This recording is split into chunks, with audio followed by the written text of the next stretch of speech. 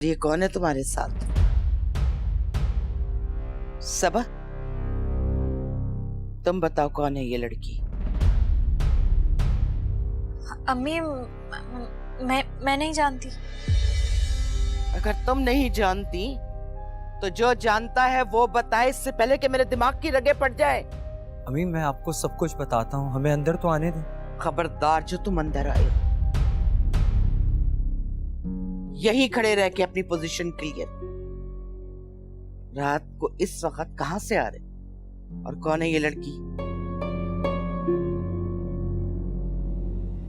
वो अम्मी ये क्या ये वो अलजबरा को कोई सवाल पूछ लिया जिसका जवाब नहीं है तुम्हारे पास?